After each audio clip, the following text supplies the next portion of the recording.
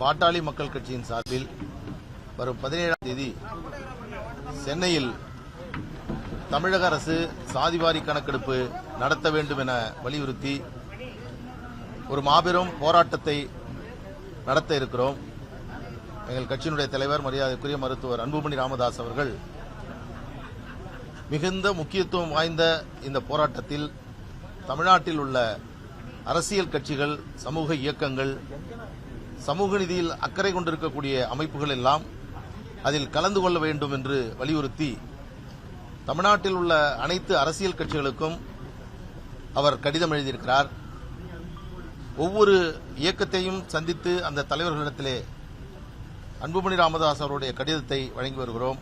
அந்த வகையில் தமிழ்நாட்டில் சாதிவாரி கணக்கெடுப்பு நடத்த வேண்டும் என்று தொடர்ந்து வலியுறுத்தி வரக்கூடிய தமிழக வெற்றிக் கழகத்தினுடைய தலைவர் மரியாதைக்குரிய விஜய் அவர்களுக்கு இயக்கத்தின் சார்பில் போராட்டத்தில் கலந்து கொள்ள வேண்டும் என்று வலியுறுத்துவதற்காக இன்று தவேகாவினுடைய கட்சி தலைமை அலுவலகத்திற்கு வந்து கட்சியினுடைய முக்கிய நிர்வாகிகளை சந்தித்து மருத்துவர் அன்புமணி ராமதாஸ் அவருடைய கடிதத்தை இன்று வழங்கியிருக்கிறோம்.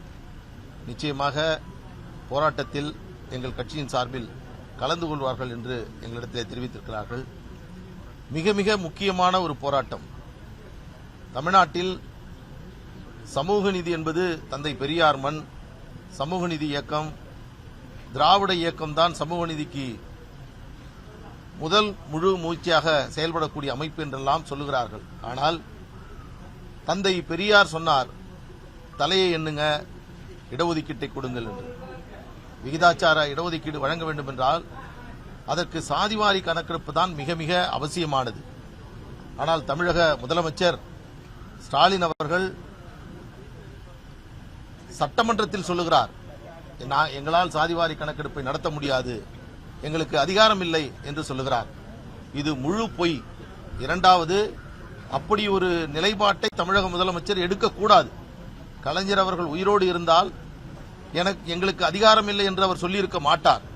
ஒரு தவறான ஆலோசனையின் அடிப்படையில், தவறான புரிதலின் அடிப்படையில் தமிழக முதலமைச்சர் நாங்கள் சாதிவாரி கணக்கெடுப்பு நடத்த மாட்டோம் என்று அறிவித்திருக்கிறார்.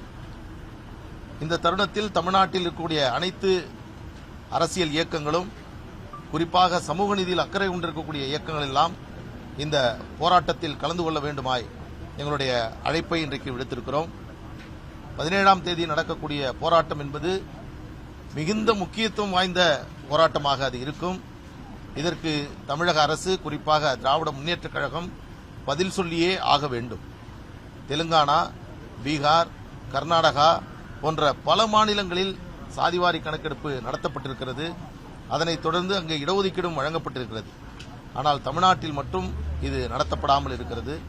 அதன் காரணமாகத்தான் சாதிவாரி கணக்கெடுப்பை நடத்த வேண்டும் என்று நாங்கள் இந்த போராட்டத்தை நடத்த வேண்டும்.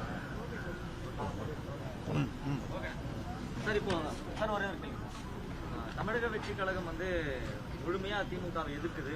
ஆனாலும் கூட தவேகா தனித்து போட்டியிட முடியுது. ஆனா மொத்த கருத்துடையர்கள் ஒன்றிணை வேணும் அதிமுக சொல்லுது. பாமக நிலைப்பாடு என்ன? அதாவது இந்த சந்திப்பை பொறுத்தவரையில் தவேகா இயக்கம் ஆரம்பித்த முதல் மாநாட்டிலிருந்தே சாதிவாரி கணக்கெடுப்பை நடத்த வேண்டும் என்று அழுத்தம் திருத்தமாக சொல்லக்கூடிய அமைப்பாக இது இருக்கிறது.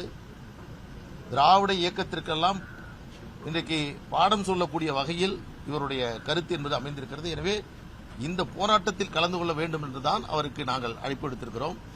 திமுகவிற்கு மட்டும் நாங்கள் அழைப்பு எடுக்கவில்லை. காரணம், அவர்கள் எடுக்கக்கூடாது என்பதில் உறுதியாக இருக்கிறார்கள்.